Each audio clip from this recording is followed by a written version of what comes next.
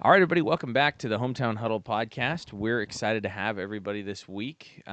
Today, we are talking with Mike Noftle and Ryan Christensen, who are I don't know the exact term, but the geniuses behind, is it Royal SD Live? Is that what it's called now? RoyalKnightsFootball.com. It's changed names over the years. We're going to get the full scoop. But Mike and Ryan are the broadcast crew for the Royal Knights football games. And they really are, and I hope when I say geniuses did not sound sarcastic. The people who live out of state but are fans of Royal Knights football can attest to how awesome it is to be able to have a broadcast, even when it was just audio and now to video, to be able to participate in these games from afar. When I was at college at BYU, just look forward so much to Friday nights to being able to log on. There's pretty much nothing else I wanted to do those evenings other than watch some games, even when my brothers weren't playing.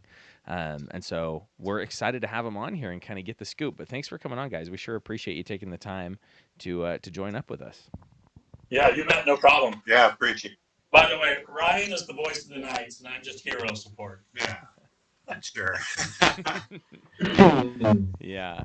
Awesome. Well, let's start off. Let's just hear a little bit about you guys. So, Mike, why don't you go first? Tell us a little bit about your kind of background in everything, just life background, and then maybe football and broadcasting as well. All right. Well, I came from the opposite corner of the continental United States. So I was born and raised in Florida, and my connection to Royal comes from finding a girl in college. A girl that Larry knew long before I knew. So That's true.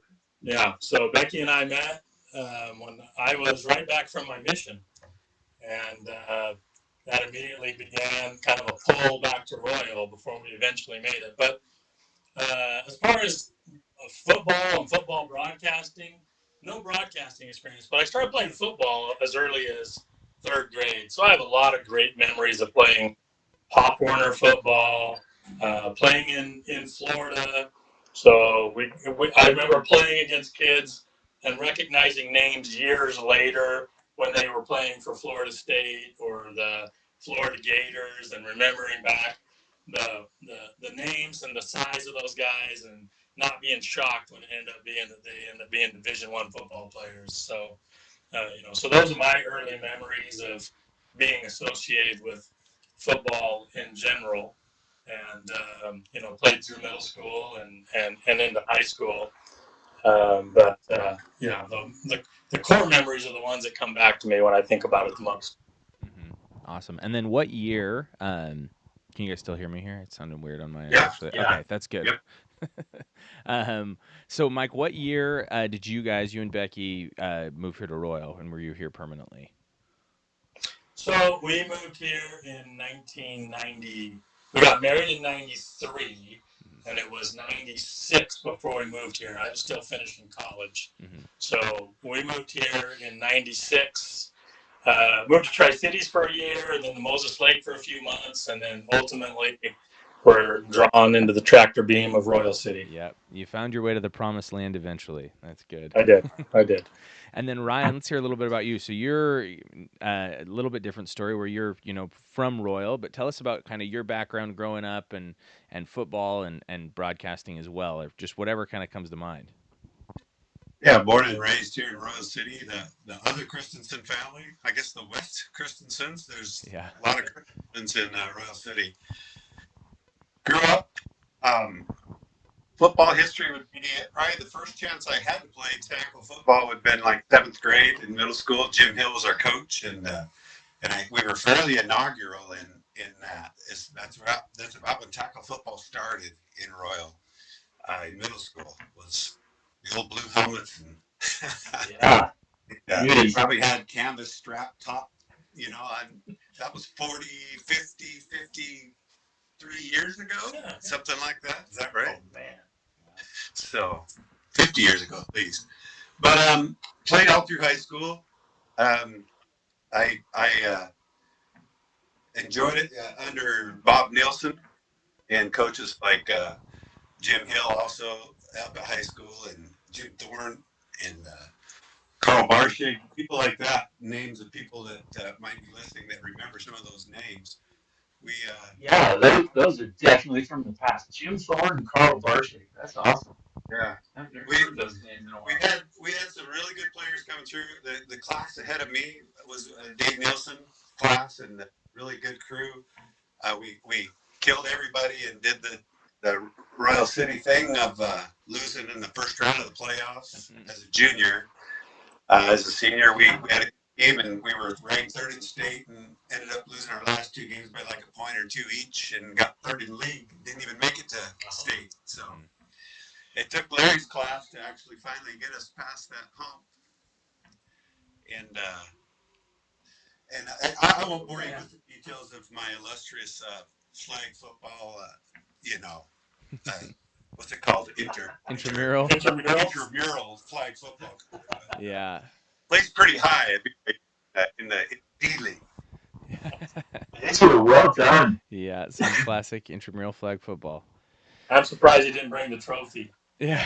I don't want to trigger Carter with memories of refereeing and all Yes, that. with refereeing intramural flag footballs. I have some good memories of there.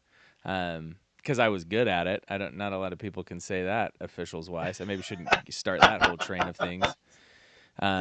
But is what it is. I married a hometown girl, and we've been here since 1990.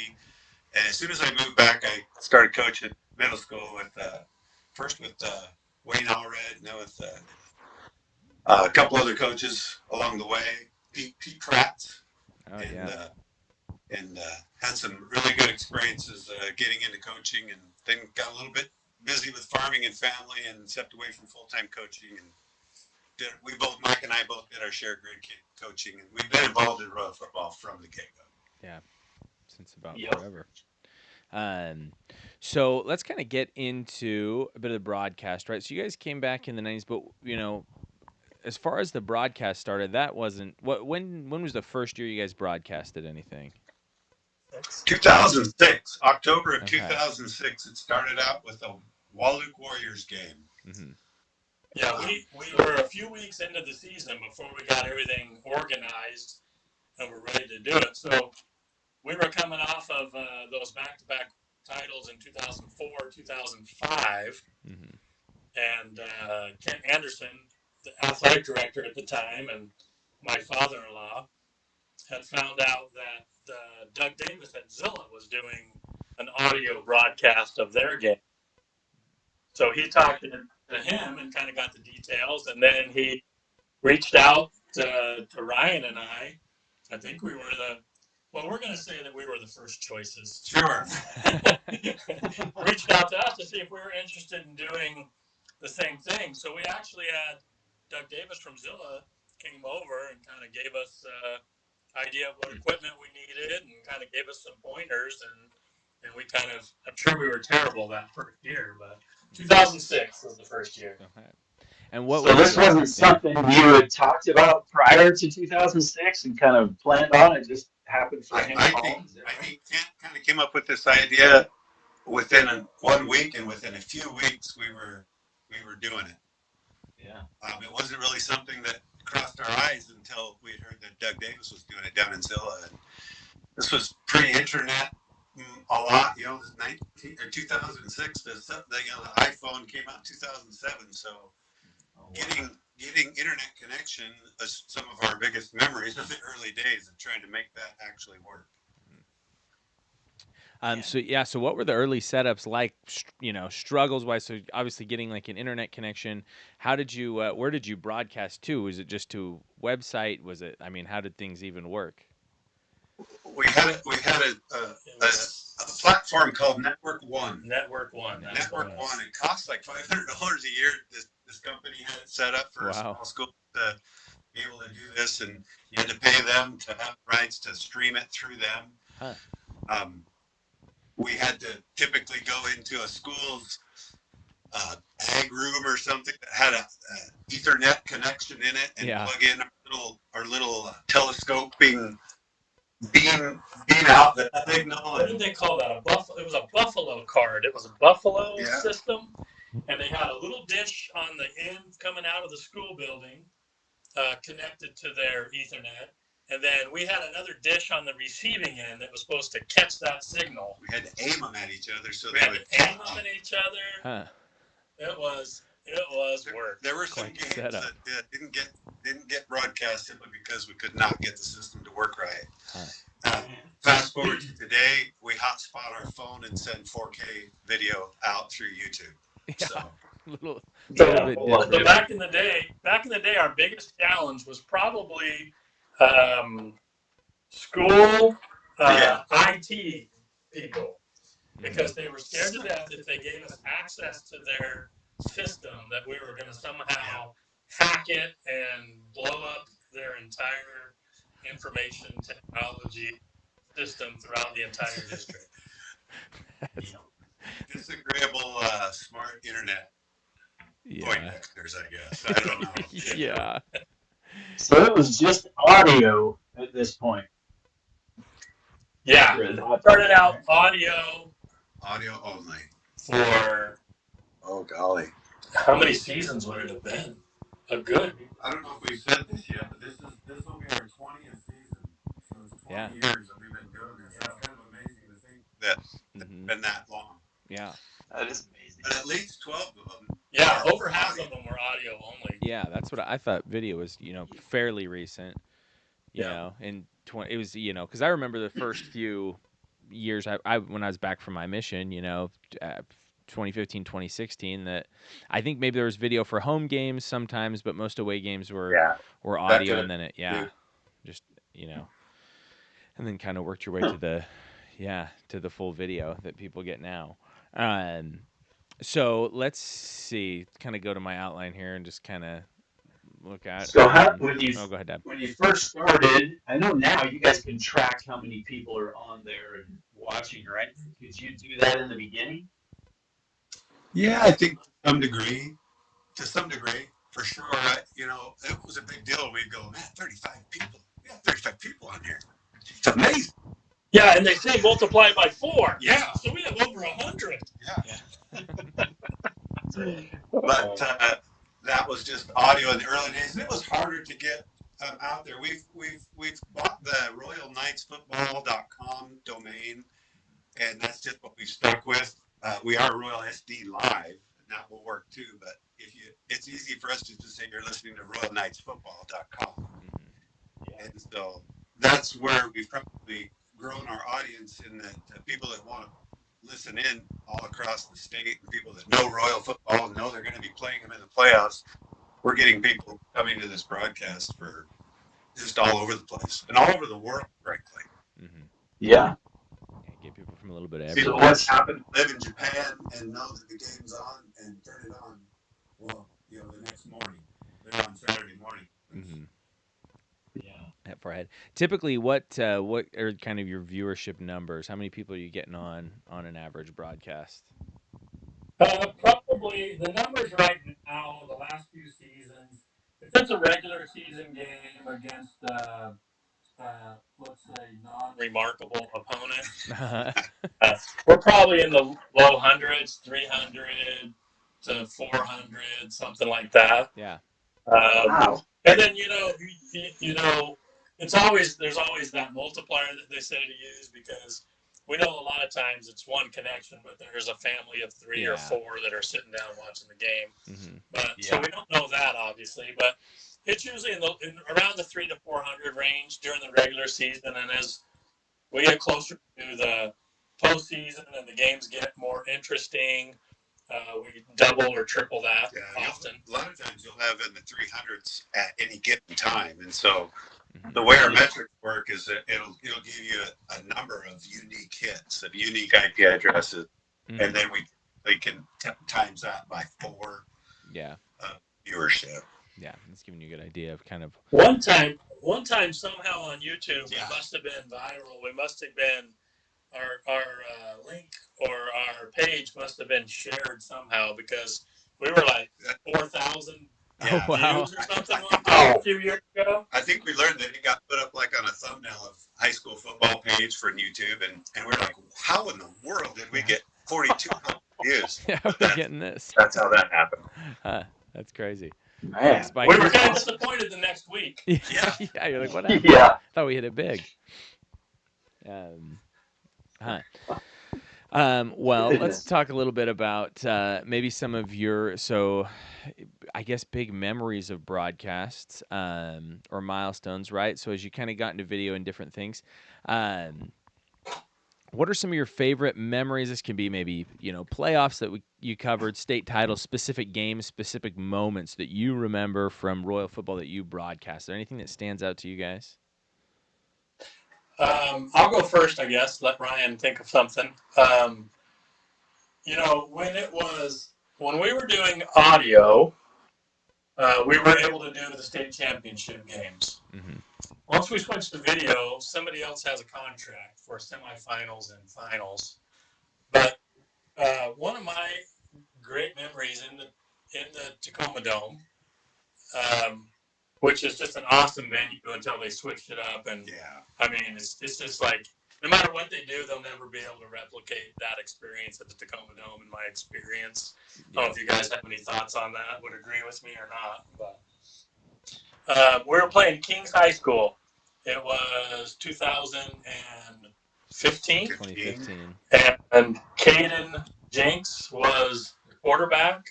It was his junior season. We were playing the Kings Knights. So it was the Knights playing the Knights. And it was a good battle. It was kind of a back and forth battle. And then they had a long down and distance right along our sideline. Joe Lang was the cornerback. He read the play. They were running an out right to the stick. And he read the play, stepped in front of it, and ran it back for about a 50-yard touchdown. And that really kind of sealed the deal there for that championship. And that began a long string of success for the Royal Knights.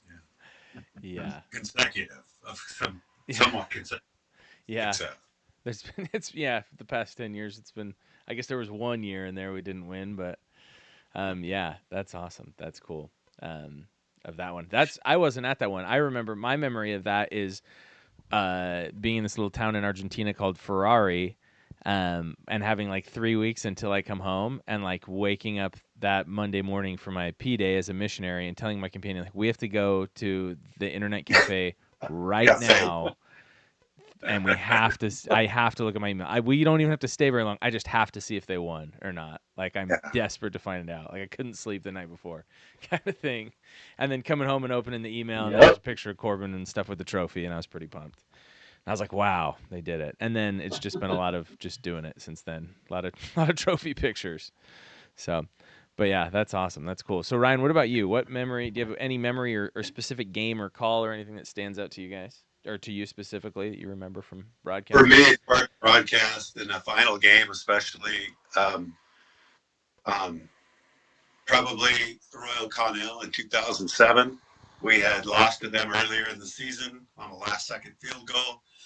They had won the league title, and the state had smartened up that year for the first time and put two good teams on the opposite side of the bracket, which could very well happen this season as well, if you ask me. Yeah. But not necessarily Connell, but other team. Yeah.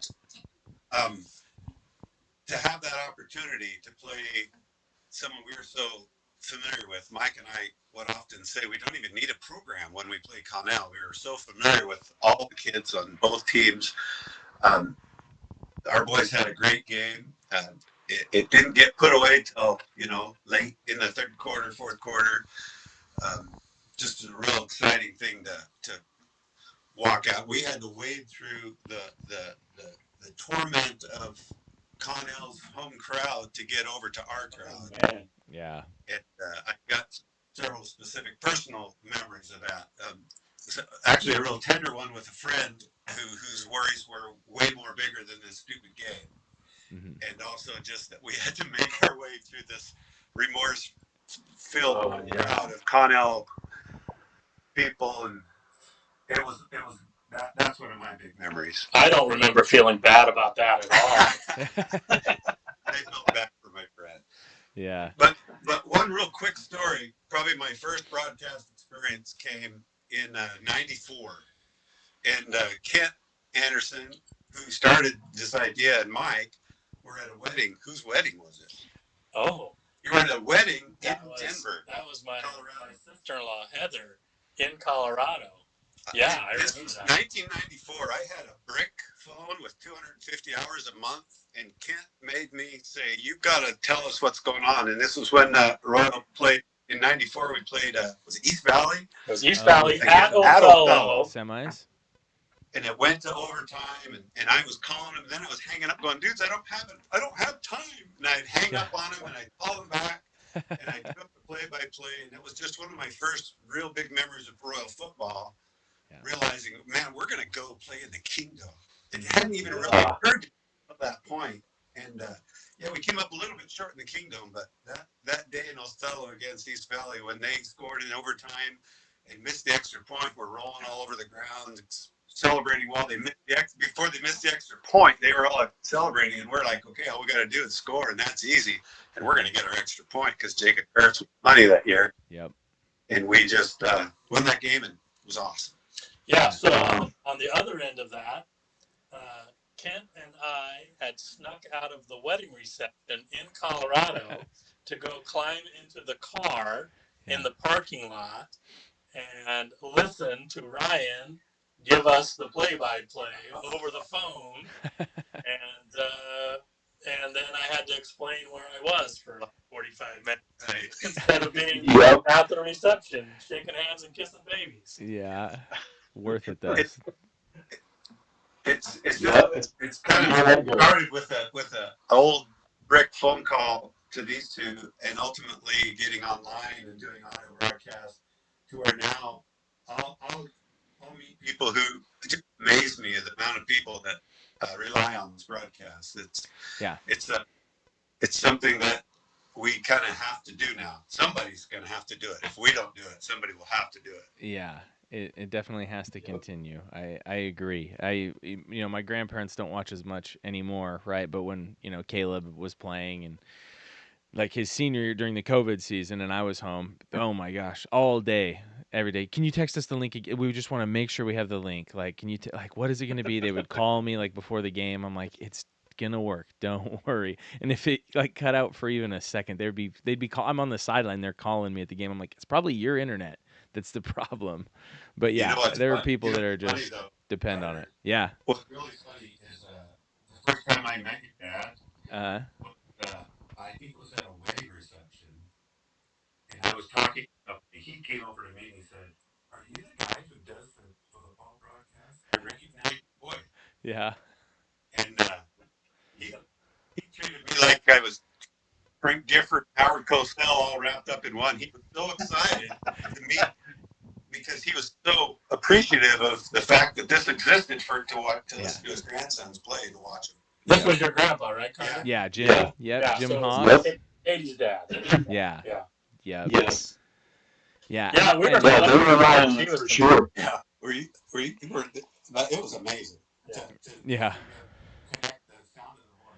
That's funny that he recognized it that much. No, but I think it goes. I mean, there are a lot of people who are that same way. I mean, I was when I didn't, when I wasn't back yet, and you're just all day. I would go. I remember, we go back to Corbin playing. I think I would go on Huddle because I still had my Huddle account and I could go on and watch. Whoever they were playing, it was Kai B or something. I was like, I'm gonna watch all the Kai B games from the last like 3 years on Huddle, and then just wait for that broadcast to turn on and be super pumped. So yeah, it's definitely something that people depend on, I think, and I think I'm pretty excited for this coming up. Let's talk a little bit about some of the things with the broadcast and kind of some of the details. Let's hear about maybe some of your favorite places that you've broadcasted from, maybe best facilities, best views, best fields, things like that. And then maybe hear about some of the ones that are a little tougher to set up with, and not in a way that like, wow, we hate this school or anything, but just I think for me at least, tech wise, it's interesting to hear about. Are there places that are easy? You always get a good connection, or there's some places that are harder or more difficult. Do you have any maybe funny or chaotic, broadcast moments or things where you had to figure stuff out? Anything like that? Maybe start with the best one. Where's your favorite places where maybe you look forward to going to broadcast? Well, probably the the best place we ever broadcast from was Century League Field. It was called. Is that what's it called now? Where the Maybe. Quest Field. Is that what it's called now? I don't even know anymore. Whatever it's called, I can't even remember what it's called. But we played Eatonville. It's Eatonville, Oh, yeah.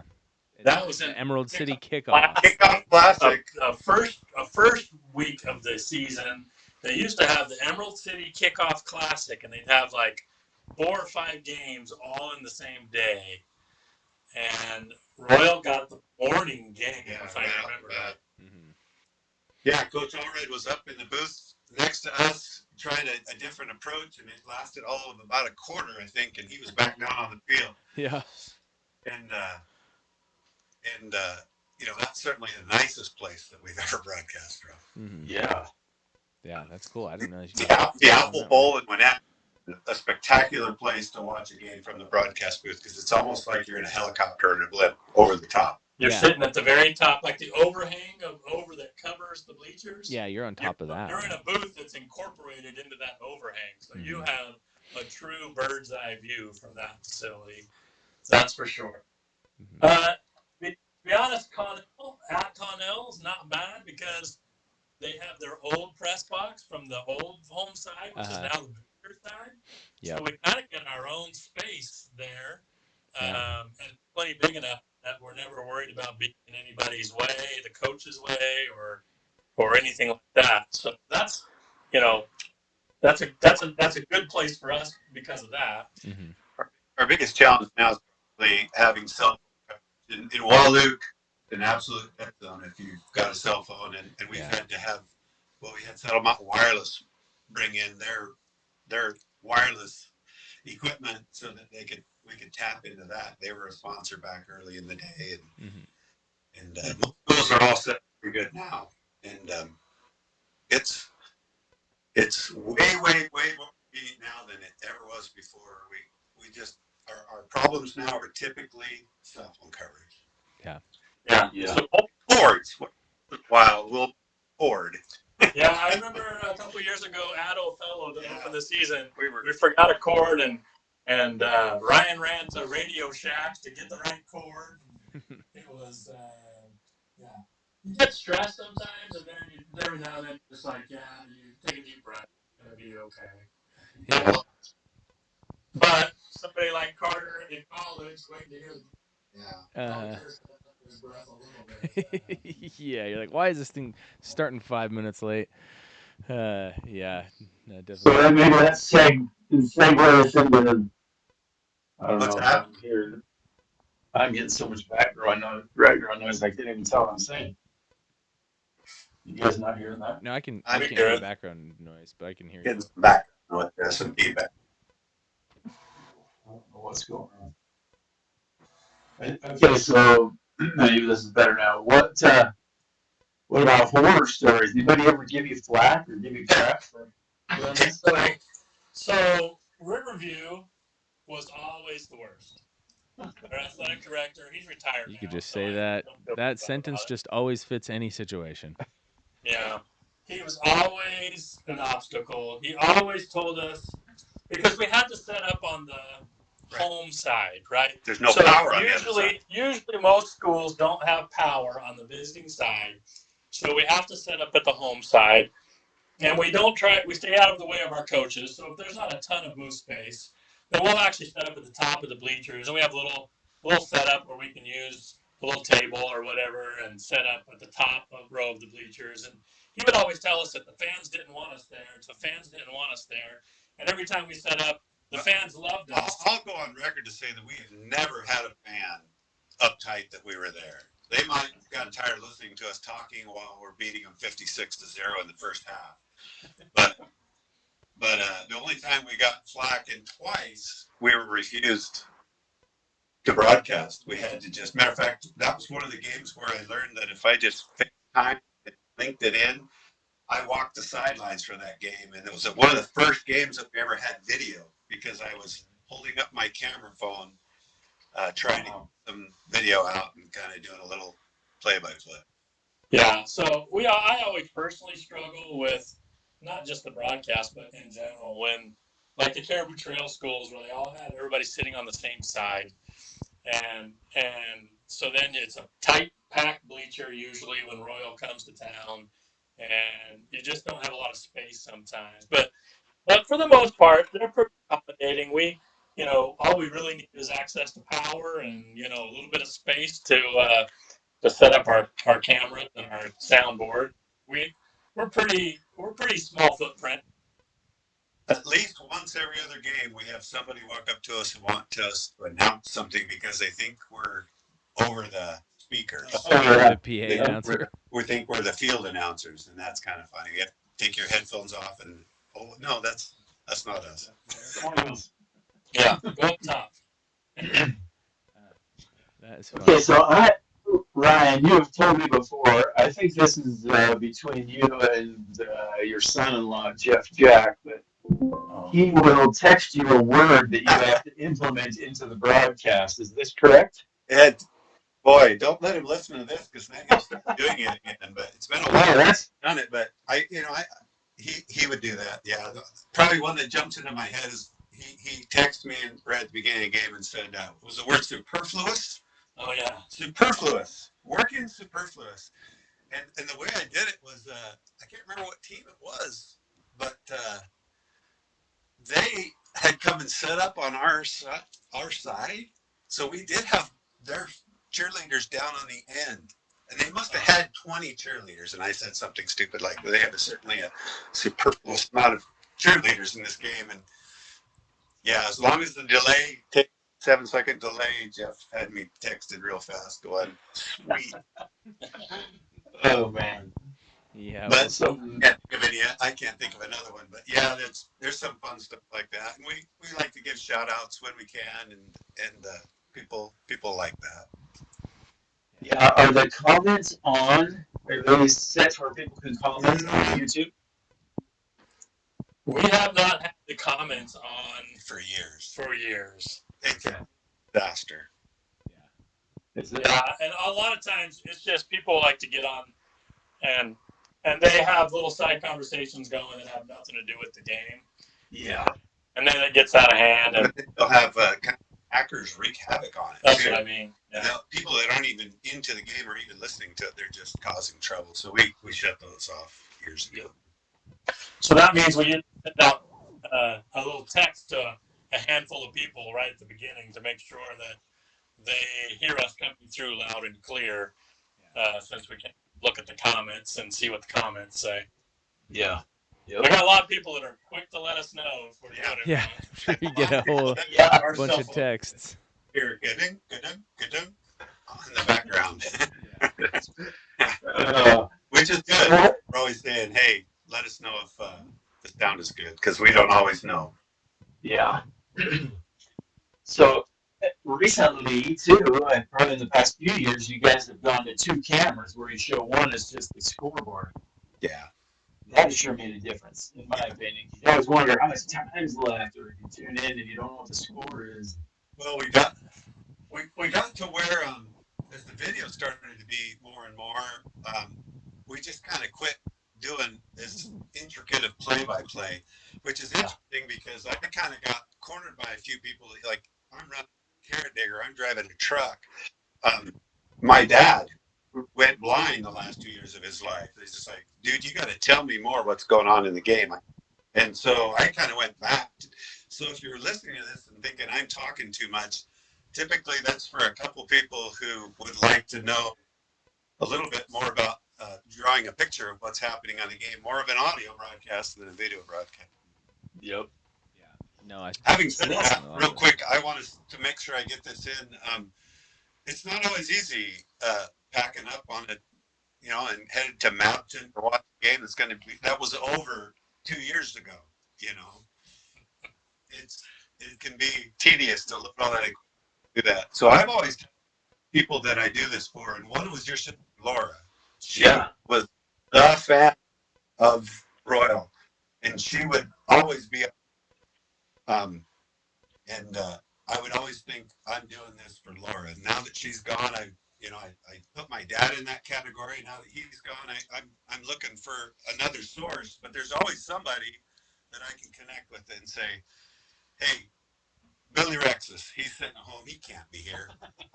I'm gonna call this game so that Billy can hear this game, and so it helps me motivate myself to do that. Yeah. That makes any.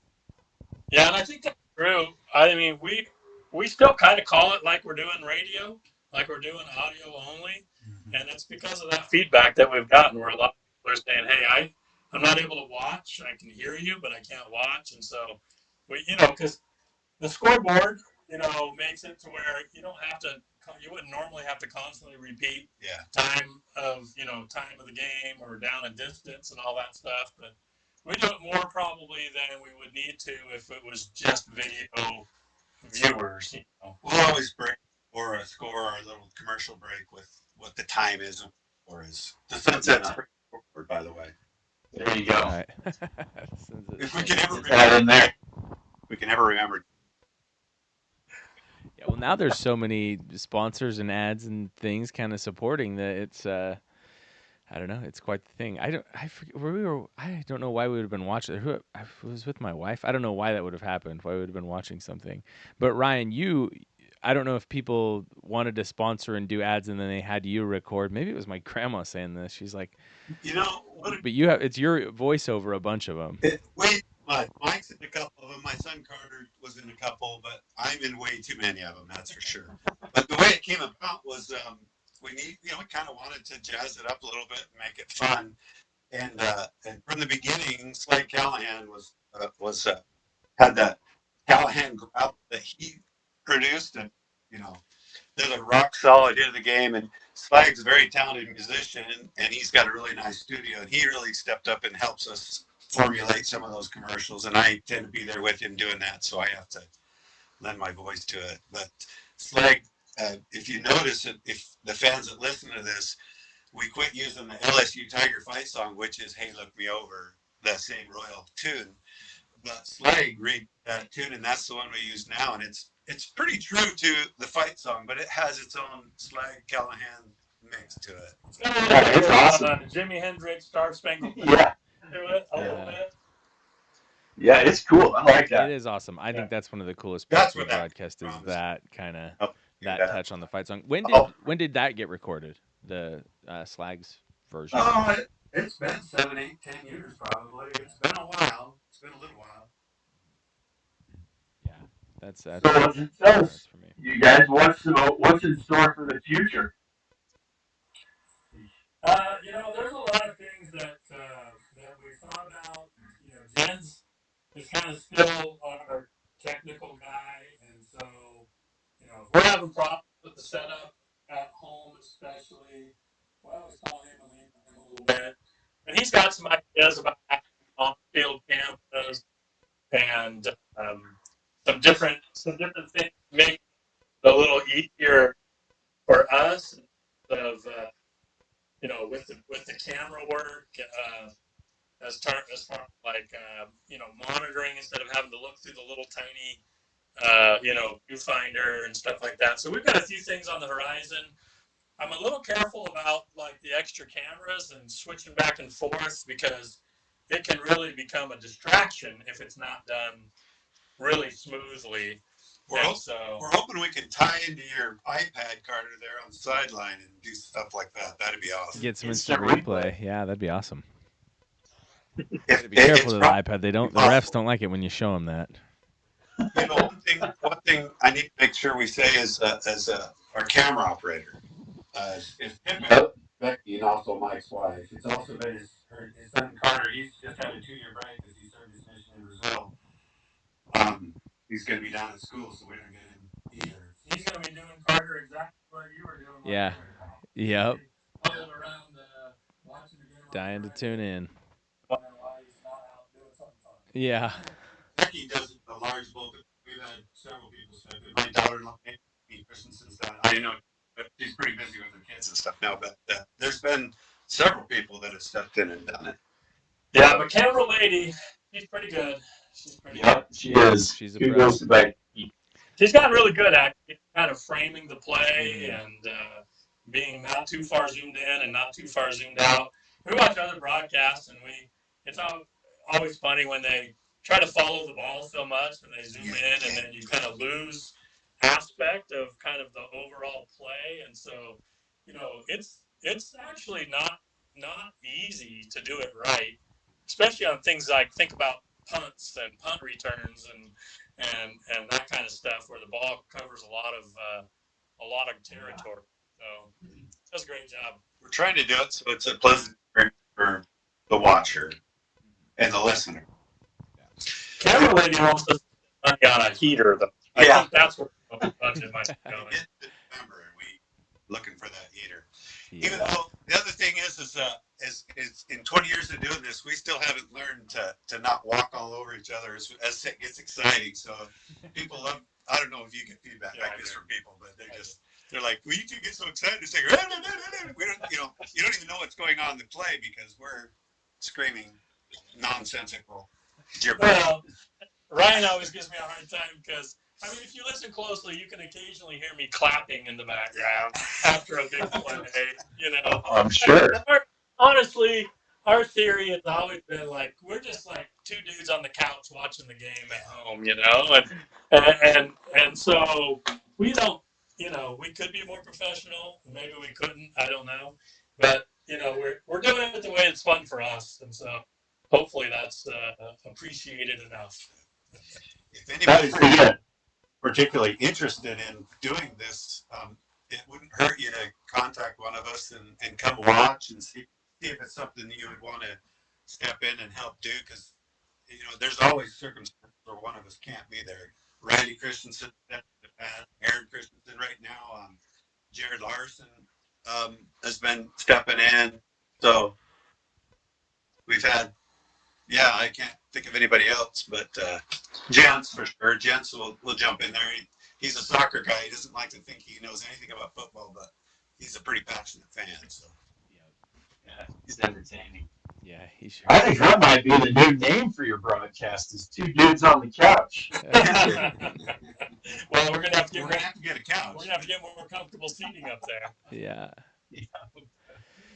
Yeah, well, I think we should appreciate you guys. Carter and I both can say our families have been a big part of watching and enjoying you guys and your talents and the service you give. It's huge. I know you talk about my sister Laura. She was East Coast, so she was up at midnight watching the games.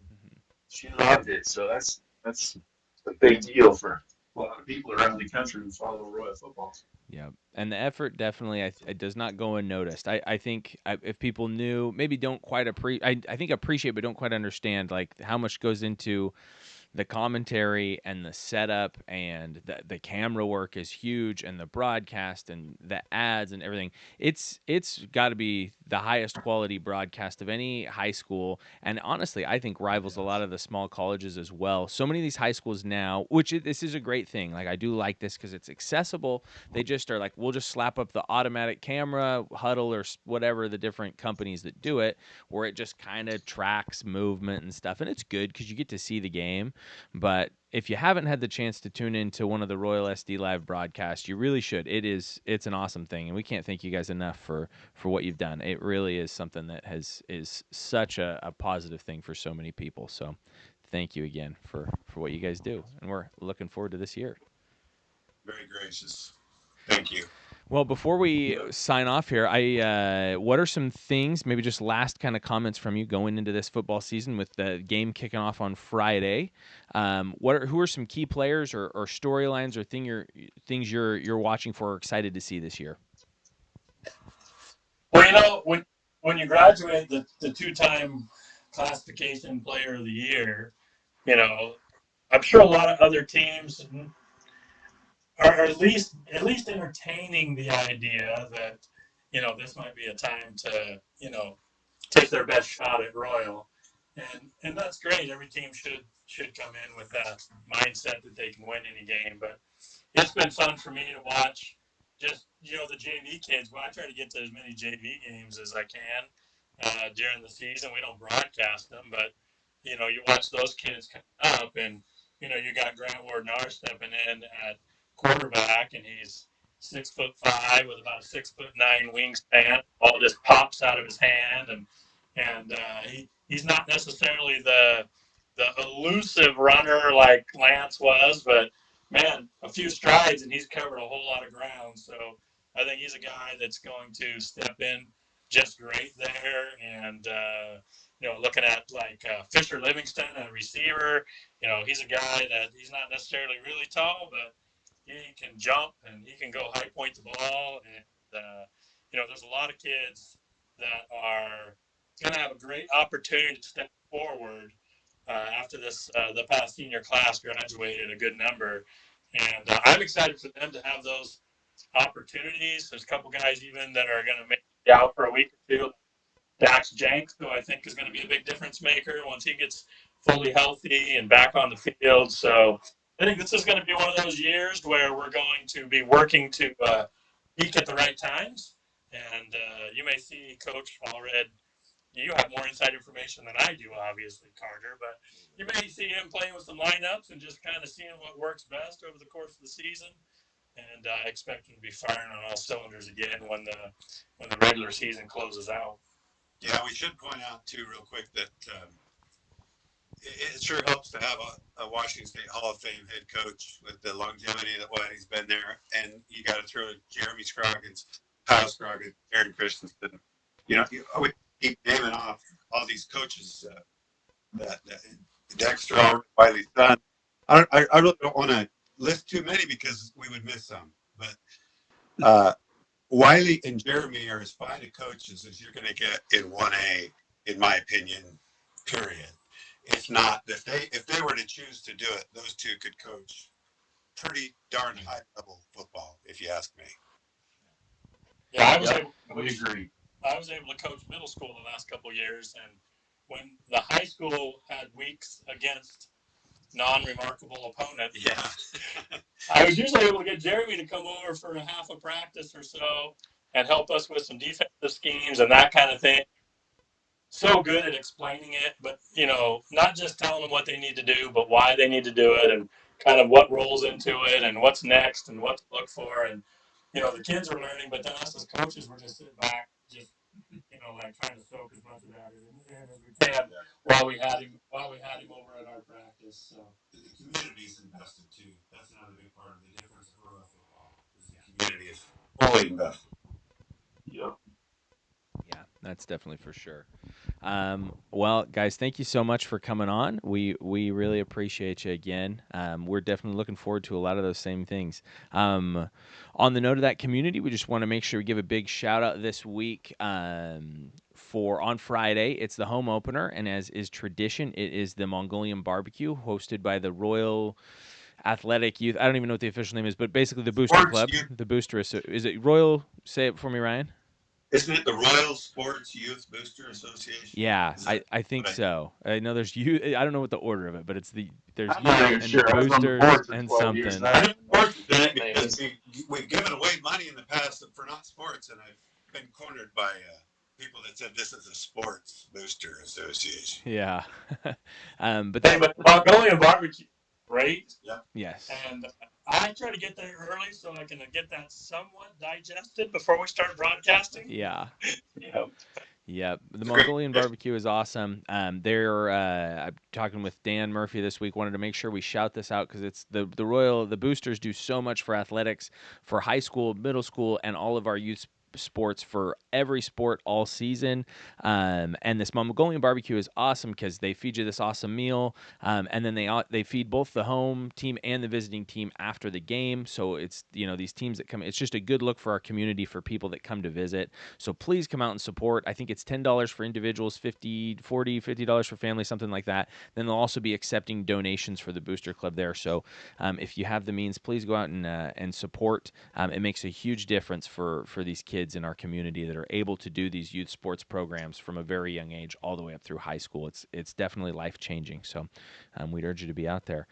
Thanks, everybody, for tuning in this week. We really appreciate you all. As always, we'll be back next week, but we don't know what we're going to be doing yet. But we're sure excited. Ryan, Mike, thank you so much. And to everybody out there listening, we will see you guys next week. Bye.